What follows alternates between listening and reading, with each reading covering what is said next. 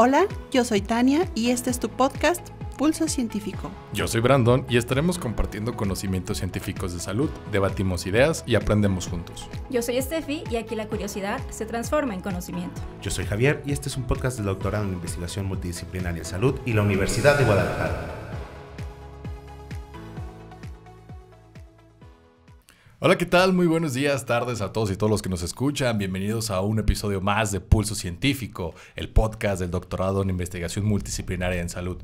Yo soy Brandon y el día de hoy estaremos compartiendo un tema clave de lo que es la salud y el metabolismo. Y el día de hoy me acompaña mi compañero Javier. Muy buenos días a todos, mi nombre es Javier y en este episodio estaremos hablando de un proceso fundamental para la vida, pero que rara vez analizamos a profundidad, la respiración. Más allá de una función automática, la respiración influye en nuestra salud, nuestro metabolismo e incluso en nuestro rendimiento físico. Para ello, contamos con dos especialistas en la materia, donde vamos a integrar la relación que existe entre el movimiento humano, la respiración y el movimiento. Nos acompaña el doctor Carlos Abraham Herrera Amante y el doctor César Octavio Ramos García. El doctor Herrera Amante es doctor en Educación Deportiva, Ciencias del Deporte, investigador de la Universidad de Guadalajara y coordinador general de la Red Iberoamericana de Investigadores en Antropometría Aplicada. Además, ha trabajado como nutriólogo deportivo asesorando a atletas de élite y olímpicos. Por su parte, el doctor Ramos es doctor en Ciencias de la Salud Pública con un postdoctorado en Análisis de Dieta y Actividad Física. Es especialista en Nutrición Deportiva por el Comité Olímpico Internacional y actualmente coordina la licenciatura en Nutrición en la Universidad de Guadalajara. Bueno, pero antes de entrar en materia, nos gustaría que cada uno de ustedes se presentara con sus propias palabras. ¿Cómo describirían su trayectoria y qué los llevó a investigar sobre este tema? Bienvenidos, doctores. Adelante, doctor. Bueno, pues antes que nada, estamos muy contentos y hablo a mi nombre y en nombre, por supuesto, también del doctor, seguramente, de la invitación que nos han hecho a participar en el podcast. Para nosotros es un lujo, un privilegio y bueno, en primera instancia, felicitarlos por este proyecto que nos parece muy, muy interesante. También generar divulgación del conocimiento, por supuesto, desde el más pequeño al más grande, ¿verdad?, de nuestro hogar. Y indudablemente, bueno, desde esa perspectiva, nuestro objetivo el día de hoy será compartir aquello que nos apasiona, una línea de investigación que en conjunto con el doctor César tenemos ya más de 15 años, yo en lo personal desarrollándolo desde que hice mi tesis de licenciatura sobre este tipo de temas.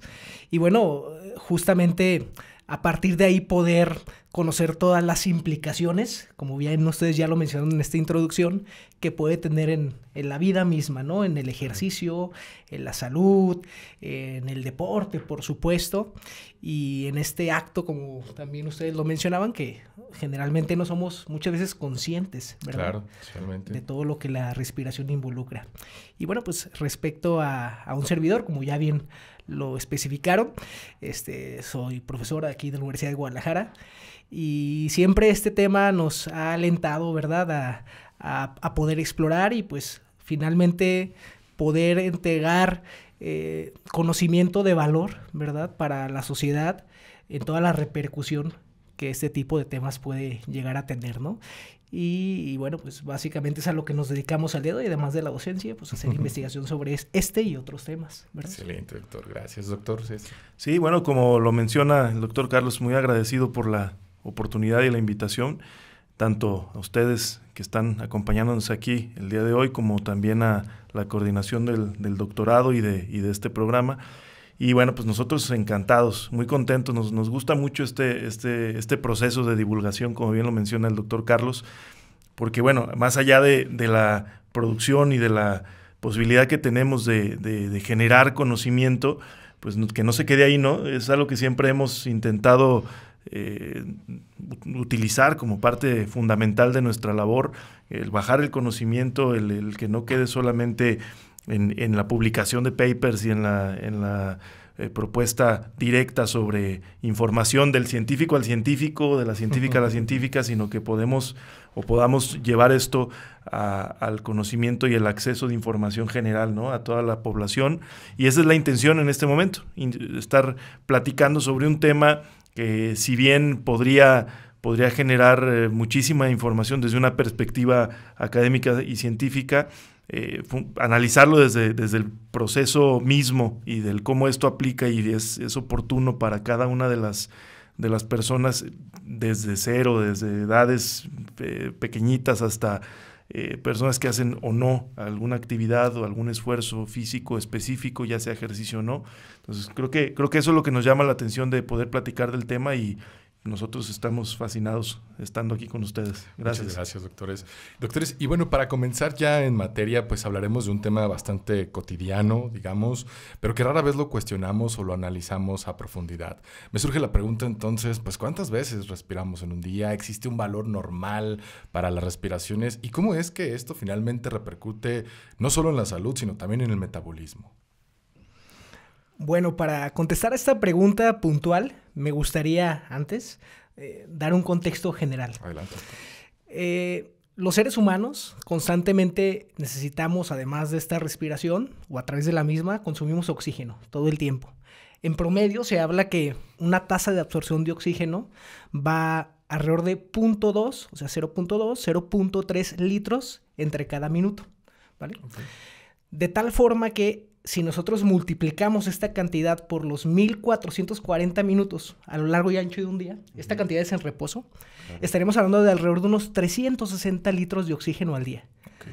Pero esa tasa de consumo de oxígeno puede ir o variar 5 o 7 veces más, por ejemplo, en alguien que practica ejercicio o deporte. Okay. De tal forma, en ese mismo sentido, se habla de que en promedio la frecuencia respiratoria entre cada minuto va de unos 8 a aquellos que respiran muy rápidamente, unos 15 respiraciones por minuto, ¿verdad? Okay. Tanto el inhalar como el exhalar. Entonces, si nosotros multiplicamos precisamente esos valores por los 1440 minutos de un día, estaremos hablando que respiramos entre unas 20,000 veces al día cuando estamos en reposo. Okay. Pero esa cantidad de frecuencia respiratoria puede incrementarse hasta un valor de 30, 35,000 o 40,000 veces en un día. Cosa que, fíjense, demasiado, ¿no? No somos conscientes. No lo dimensionamos. No lo dimensionamos exactamente de la cantidad de respiraciones a lo largo y ancho del día. Entonces, de ahí partiríamos, ¿no? Son bastantes, ¿no? Y bueno, finalmente, ¿por qué es crucial esta cantidad de respiraciones a la salud? Y bueno, el tema que desglosaremos, al metabolismo mismo. Yo creo que algo que debemos comprender es que somos seres que funcionamos con oxígeno, ¿no? El oxígeno está en todo nuestro proceso metabólico, y una de las implicaciones más importantes para el análisis de este tema de la respiración es cómo esto se relaciona directa e indirectamente con cada uno de los procesos de nuestro día, del cómo nos movemos, del cómo respirar. Bueno, el cómo respiramos nos ayuda a entender este proceso de cómo nos movemos, cómo atendemos, cómo pensamos, cómo actuamos ante ciertas expresiones, ciertos movimientos, ciertas implicaciones del día a día. Entonces, el cómo nosotros logramos obtener el oxígeno, ya sea por cantidad, por frecuencia, por la forma en la que la queramos evaluar, es fundamental también para entender la capacidad que tenga nuestro cuerpo y la capacidad que tengamos nosotros en todo momento de accionar, de actuar y de lograr y ejecutar de manera adecuada cualquier situación, ya sea fisiológica, activa, psíquica, lo que sea, ¿no? Todo está ligado con la capacidad que tengamos de obtener el oxígeno y la forma en la que lo realicemos, ¿no? Excelente. Entonces, a final de cuentas, aunque es un proceso inconsciente, llega a ser fundamental para la vida de todo ser humano, y pues desde un punto de vista un poquito más histórico, ¿cómo han llegado a entender las personas la relación que existe entre la respiración y el gasto energético que tiene cada ser humano, ¿no? Porque no sé si siempre ha estado muy claro este vínculo o ha habido cambios en la manera en que estudiamos este tipo de relación. Híjole, esa pregunta todavía tiene un contexto histórico muy atrás, en una línea del tiempo. Para ello y para poderlo responder, tendremos que remontarnos, por ejemplo, a la década, fíjense muy bien, de 1750. O sea, hace más de 250 años atrás. Ahí existió un químico francés que seguramente todos ahí en la primaria hicimos una biografía sobre él, que fue Anton Lavoisier. Ya. Okay. ¿Verdad? Ya medio le sonó. Sí. Bueno, él es conocido por ser el primer ser humano que hizo un estudio sobre la respiración de los hombres. Básicamente el objetivo en 1770 aproximadamente de su investigación fue conocer la manera en cómo el ser humano consumía oxígeno, ¿vale? ¿Cuál era la frecuencia respiratoria? Okay. Digamos que sus hallazgos pues fueron no del todo sobresalientes, pero fueron una base fundamental del conocimiento para que se pudiera seguir desarrollando, ¿no? Fue ahí ya un poco más adelante, en los 1900, ¿verdad? 1940 aproximadamente, ahí primero se empezaron a hacer, estos estudios de respiración, después de pasar a seres humanos, se empezó a desarrollar mucho con animales. Y yo creo que valdría mucho la pena como acotar algo ahí que creo que es importante. El tema del análisis, si lo hacemos en una retrospectiva y lo iniciamos el análisis histórico del dónde está el momento en el que se le empezó a poner especial atención a este punto, sería muy complicado, pero habrá que recordar siempre a nuestro elemento, digamos, de referencia, que es Hipócrates, y cómo hablaba realmente él ya describía la neuma, el aire vital, ¿no? Como elemento fundamental para la vida. Y ahí a lo que va el doctor Carlos, y me parece muy importante, perdón por la interrupción, pero él todavía no hacía esta relación que ahora para nosotros es tan importante y es el eje central de nuestro trabajo, que es la relación oxígeno-energía, por ejemplo. Okay. Lo que sí hizo Lavoisier. Lavoisier ya empezó a entender cómo se relacionaba este oxígeno con la energía, y sobre todo lo relacionó con la energía humana y cómo la energía incluso de alimentos, de los elementos que se consumían, estaban íntimamente relacionados con el oxígeno. Entonces, eso fue, me parece, como un fundamento histórico muy importante que llevó precisamente a lo que va a mencionar el doctor Carlos ahorita, ¿no? Okay. Sí, justo, totalmente, o sea, incluso aún más atrás, ¿verdad? Pero bien lo mencionaba el doctor Sar, pues esa interrelación, Lavoisier, digamos, empezó a explorarla. Okay. Y bueno, los estudios de respiración posteriormente se empezaron a desarrollar también más con el tema de perros, principalmente. Ahí hubo un médico veterinario en la década de 1940, de nombre Max Rubner, que él construyó un elemento muy interesante que se llama una cámara metabólica. En la parte de los porciones del metabolismo se le llama esto metabolic chambers o cámaras metabólicas como tal, o calorímetros directos, también es otro de los nombres que se les da. E imaginen que era un cuarto muy similar a este en el que estamos en este momento, totalmente hermético, aislado, en el cual él confinaba perros por periodos largos, 12, 24 horas en el día, y en esa cámara pues había una especie de postigo en donde les ponían comida, alimentos, se los retiraban, pero los dejaban ahí periodos de 12, 24 horas o más, o 40 días incluso, ¿verdad? Ay, muy largo. Y sí, lo que él hacía era que, fíjense muy bien, muy interesante los estudios de Max Rubner, que después, algunos añitos después, Alwyn Wilhelm Edgewater, otro fisiólogo ya humano, los interrelacionó, ¿verdad? No solo en perros, sino en seres humanos. Y por un lado estaba la medición del calor de manera directa.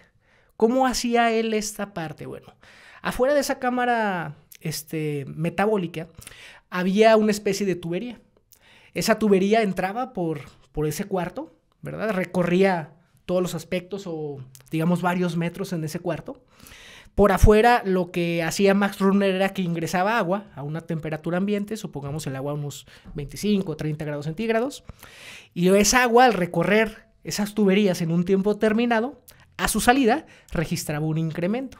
De hecho, esto es parte de lo que Lavoisier ya había descubierto, que nosotros podemos medir el calor a partir del incremento de la temperatura. De hecho, la palabra caloría, que muchas veces nuestros estudiantes de la licenciatura no lo dimensionan, pero así muy teóricamente, la palabra caloría es la energía mínima necesaria para elevar 1 grado centígrado la temperatura del agua. O sea, fíjense, ya de ahí lo dimensionamos, ¿no?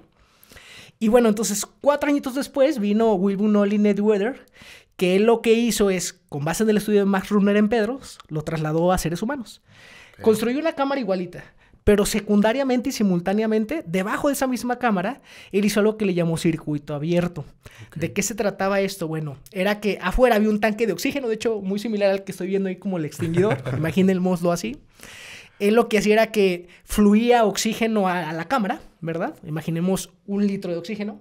Nosotros los seres humanos necesitamos oxígeno para vivir, simplemente para nuestra biología, nuestro funcionamiento fisiológico y demás.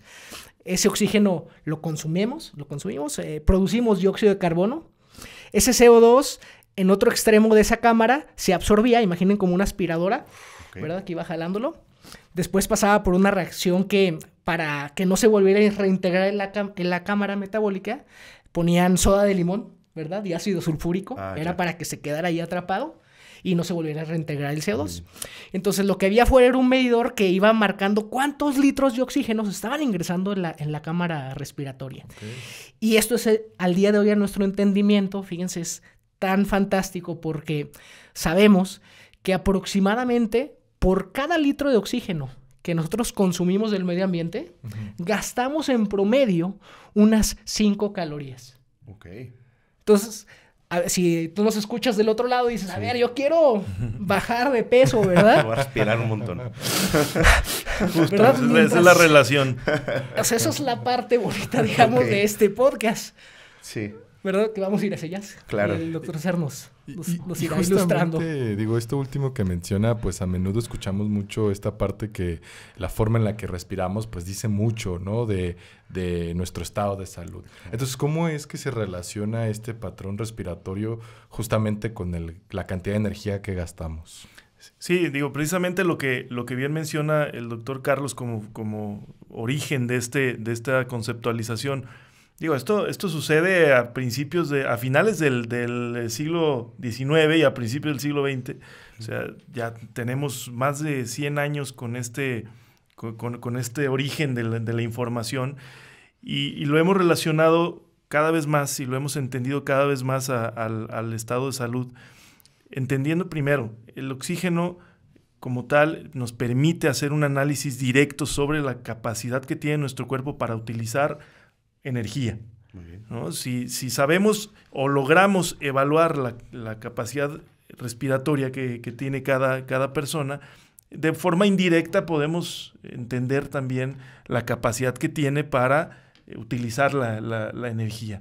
Ahora bien, esa relación pues, nos da a entender de entrada la capacidad también que tiene una persona para desarrollar actividades con cierta eficiencia, cierta intensidad, capacidad.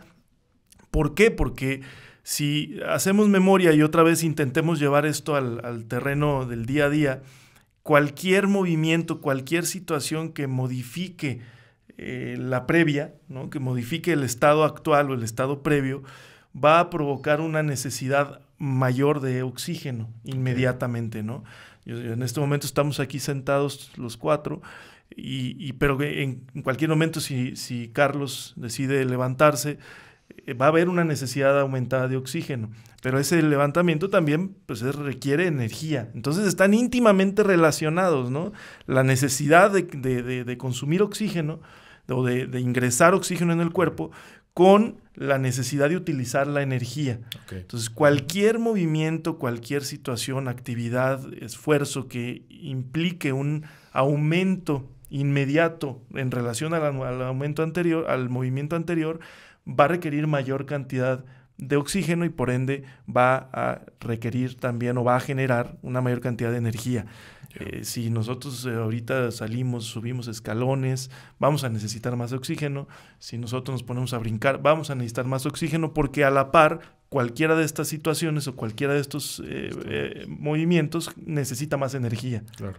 ¿No? Entonces esa relación creo que se puede entender muy fácilmente si la vemos desde esa perspectiva y si la bajamos a esa forma de analizarla, ¿no? Claro, totalmente. Aunando también a ese detalle que el doctor César Ramos bien menciona,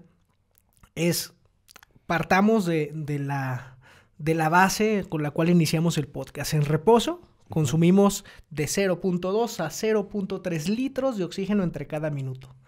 Pero esa tasa de ingesta de oxígeno durante actividades con alta demanda energética puede llegar a ser tan alta hasta necesitar 5, 6 litros de oxígeno entre cada minuto. O sea, imagínense, estamos aumentando 1000%. Cercano al 1000%, sí. ¿Verdad? De ahí que Por eso uno de los contextos que nosotros puntualizamos, al menos desde nuestra perspectiva, que es la nutrición aplicada al ejercicio y al deporte, en nuestros estudiantes sobre todo, ¿verdad? Es no nos centremos solo en la alimentación, ¿verdad? Que la alimentación por sí sola va a romper todos estos problemas de la pandemia, de la obesidad, ¿verdad? Si no somos capaces de interrelacionar una buena alimentación con la práctica habitual de ejercicio físico, precisamente por todos estos aspectos implicados, difícilmente un tratamiento nutricional va a tener éxito, ¿verdad? De ahí que el profesional pues hoy en día tiene que ser muy integral. Ok, o sea, definitivamente es importante porque inclusive creo que hay muchas personas de nuestros escuchas que probablemente ni siquiera sean muy conscientes de cómo llevan a cabo el proceso de respiración. Si lo hacen de manera adecuada, porque muchísima gente respira inclusive por la boca o de maneras que no son tan eficientes para esta cuestión. Entonces, cuando las personas realizan ejercicio, pues la forma de respirar cambia. Pero, ¿qué sucede exactamente en términos de gasto energético con estas personas? ¿Cómo va a influir la manera en que respiramos con la energía que estamos usando durante el ejercicio? Bueno, como el doctor César lo mencionaba, ¿verdad? Precisamente la implicación es directa, ¿no? A medida que el ejercicio se incrementa en su intensidad, sobre todo también otro aspecto que va muy relacionado al consumo de oxígeno, la respiración, es el incremento en la frecuencia cardíaca, ¿verdad? Nuestra frecuencia cardíaca en reposo está alrededor de entre 60 y 80 latidos entre cada minuto, un poco más pegado a 60 para el hombre, más pegado a 80 para la mujer. La mujer tiene de manera de reposo una frecuencia cardíaca más elevada que nosotros, se habla de unos 10 latidos en promedio, y estos aspectos están muy interrelacionados. A medida que hacemos una actividad física que es más demandante, que es más intensa, nuestra frecuencia cardíaca tiende a elevarse, al igual que la necesidad que tenemos de consumir oxígeno en el ambiente, y a su vez de manera interrelacionada, ¿verdad? La frecuencia y el volumen respiratorio, ¿verdad? De ahí justamente que todas las actividades físicas habidas y por haber, pues a nivel metabólico, tendrán una implicación dramática y directa, no solo en la cantidad de gastar energía, sino, bueno, ya exploremos un poquito más temas más allá de la cuestión cardiorrespiratoria. Y en este punto, digo, lo menciona usted, ¿no? No nada más la cuestión energética.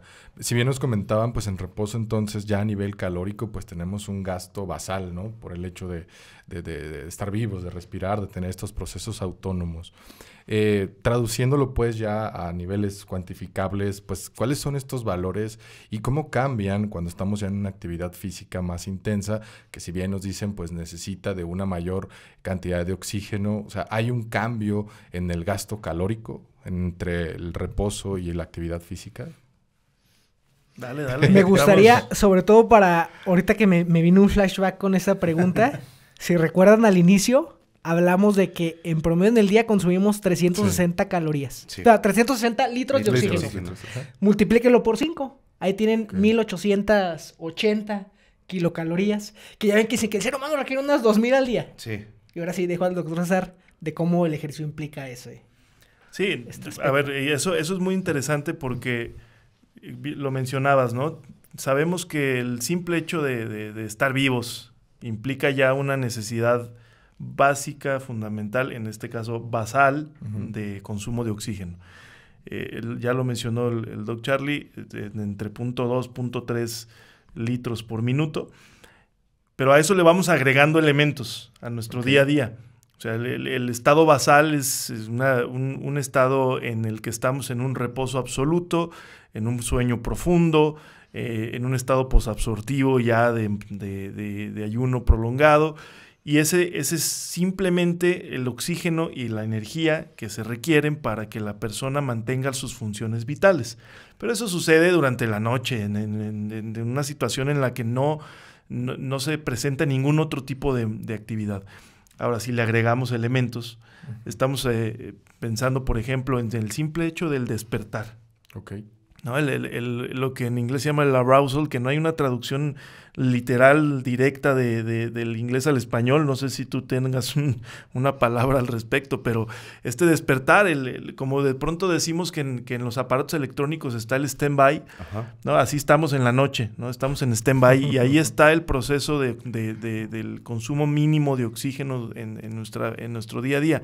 Pero el simple despertar ya aumenta esa necesidad de entre un 10 y un 15% de la cantidad de oxígeno y de la cantidad de kilocalorías. Entonces imaginen, eso ya es una cantidad bastante importante. Pero si le agregamos además la actividad muscular, la actividad metabólica, que aumenta simplemente por estar incluso pensando, moviendo los brazos, moviendo las piernas, y así poco a poco ir aumentando cualquier situación que implique movimiento.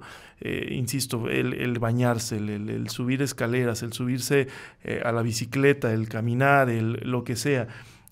Poco a poco vamos cambiando eso. Ahora, existen muchas estrategias para poder hablar de esto de forma cuantitativa, porque creo que lo importante es ponerle números y luego entenderlos al respecto. Pero, por ejemplo, una de las estrategias más comunes es el uso de los equivalentes metabólicos, que es muy sencillo de entenderlos, porque sabemos, por ejemplo, que un equivalente metabólico corresponde precisamente a una persona en estado de reposo total.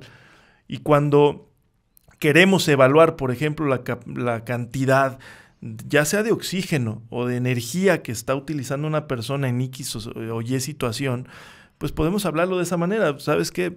Bueno, es que me senté, estoy sentado, estoy sentada ante cierta situación.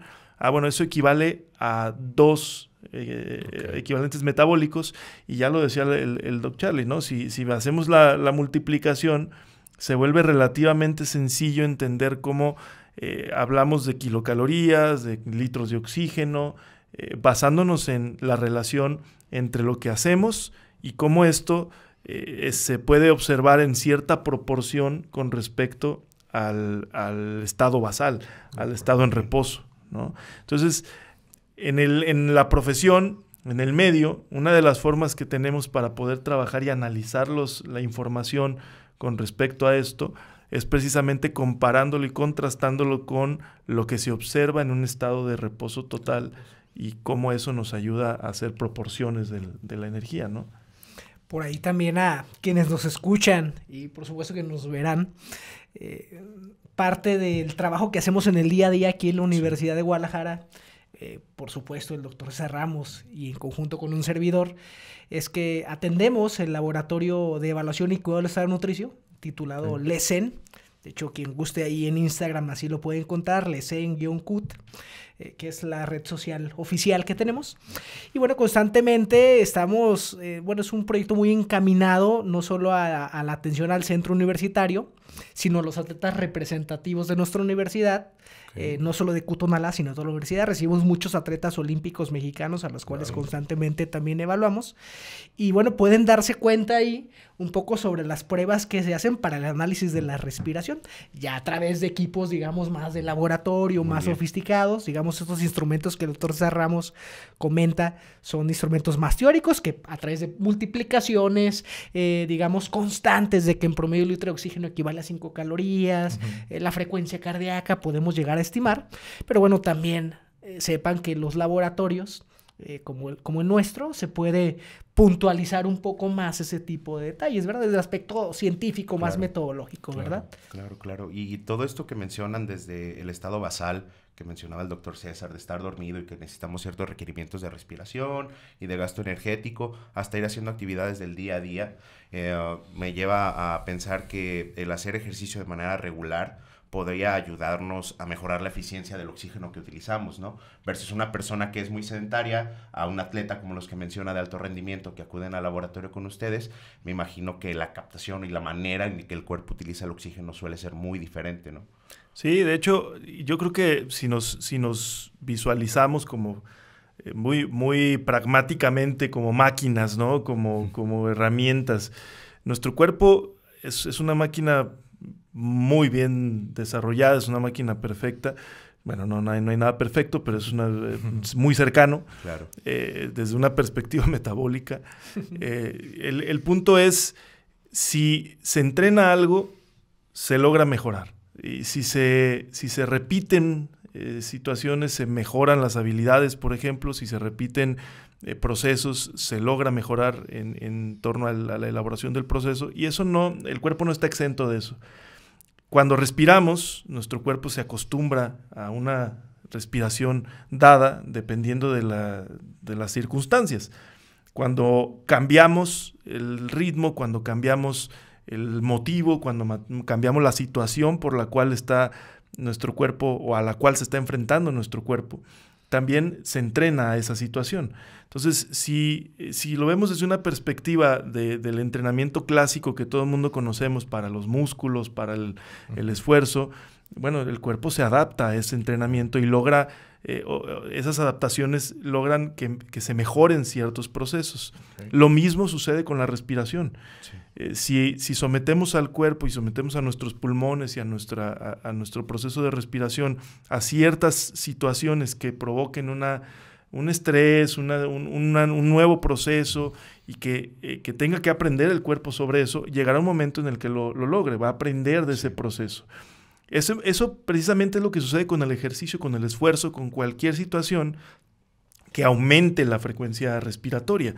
Entonces ponemos a trabajar los pulmones, ponemos a trabajar el corazón, ponemos a trabajar nuestros músculos y a nuestro cuerpo, y eso entrena la capacidad de nuestro cuerpo para obtener oxígeno, para mover la sangre, para utilizar energía.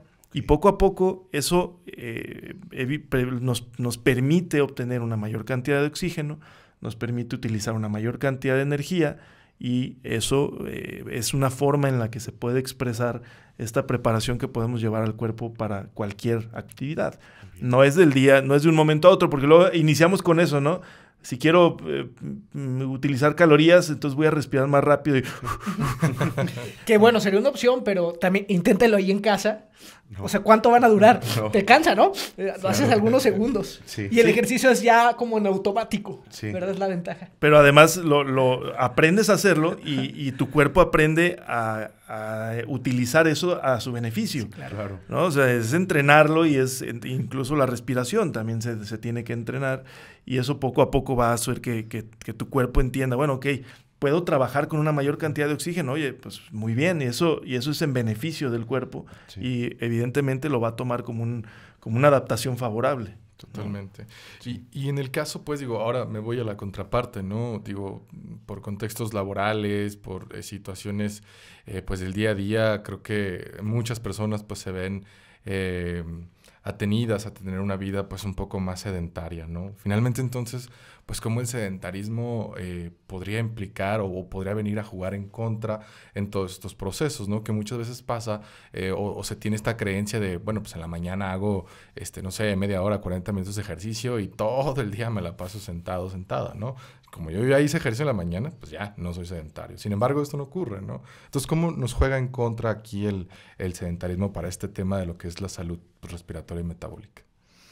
Ok, fíjense que un tema también ahí que debemos, yo creo, promover, sí. Que este es un espacio seguramente para hacerlo, es a ser conscientes, ¿verdad? Promover una respiración consciente, ¿verdad? Yo creo que de ahí debe partir todo. Inicialmente en el día a día, no sé en su caso, ¿verdad? ¿Cuántas personas de manera habitual o la prevalencia y la incidencia, las personas que meditan, que hacen actividades como el yoga, ¿verdad? Que a su vez también son muy favorables, no solo para ser más conscientes en nuestra respiración, sino incluso en la toma de decisiones, acciones, ¿verdad?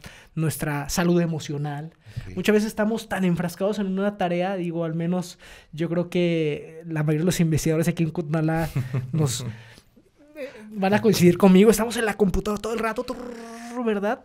Y nos hablan y no, espérame porque estoy trabajando, ahora estoy 14 horas frente a un monitor, al menos sí es un poco mi contexto, y de pronto digo, a ver, no, me aíslo de eso y empiezo a hacer ejercicios de respiración de caja, no sé si lo han escuchado, la respiración de caja es cerrar tus ojos, inténtenlo, imaginar que estás en un cuadro, entonces vas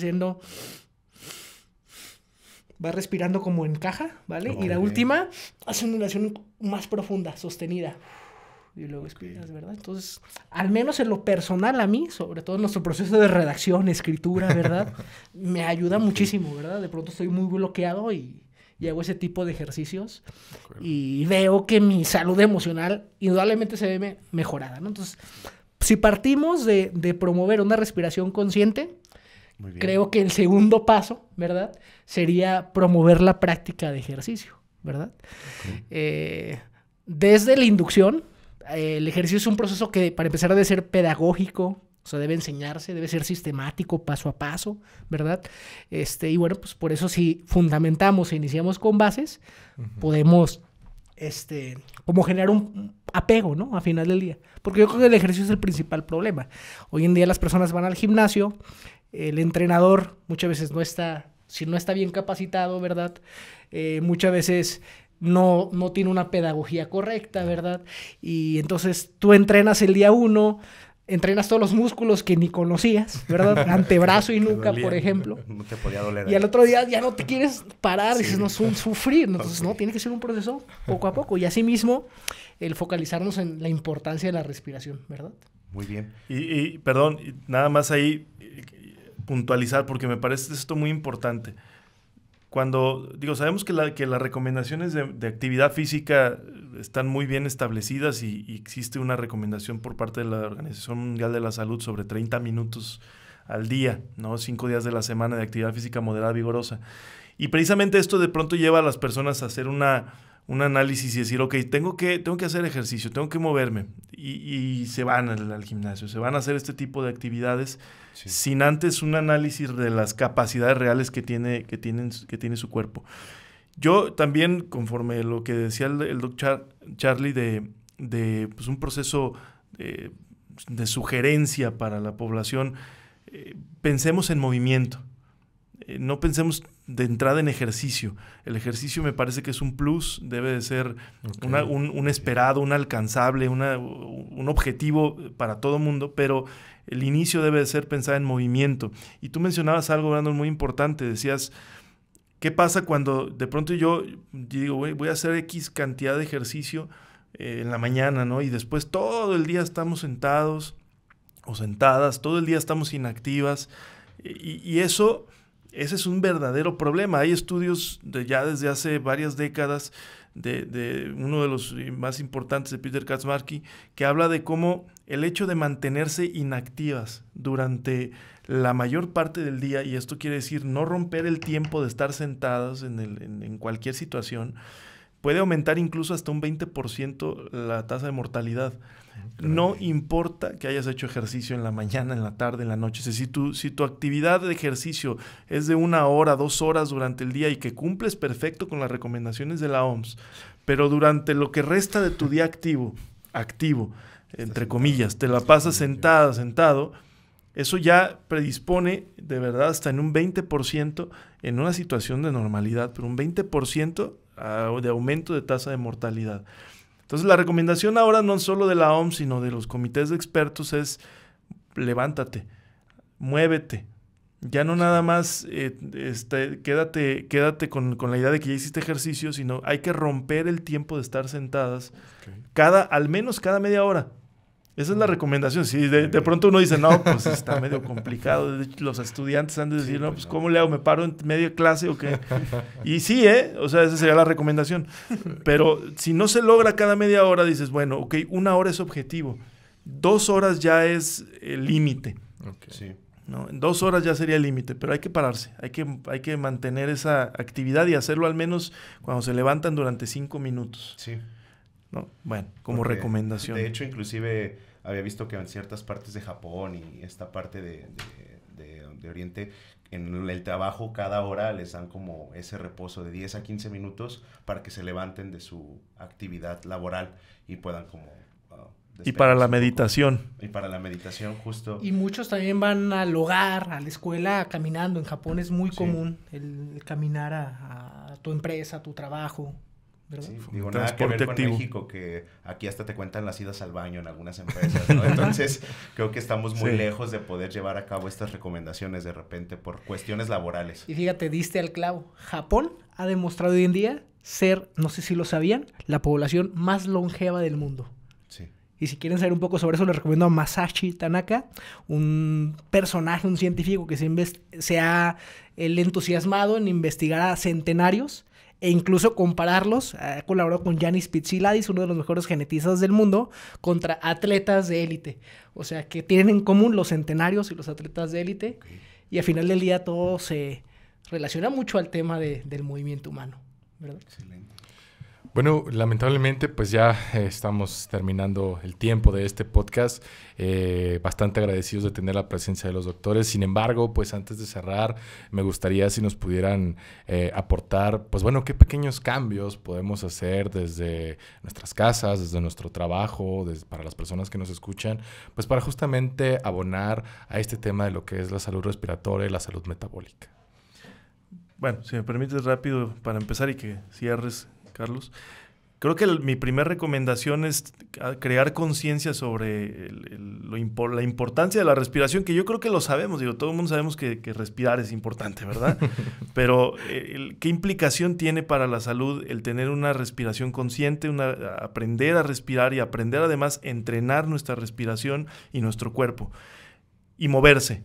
Claro. Para mí, creo que lo fundamental es también crear conciencia del movimiento, de la implicación de la inactividad, ya no solamente hacer ejercicio, sino aprender a moverse en tu día a día, en todo el transcurso del día, y entrenar tu respiración para que te acompañe en el proceso también de eficiencia de tu energía, como desde una perspectiva de energía humana, ¿no? Esa sería para mí las recomendaciones básicas.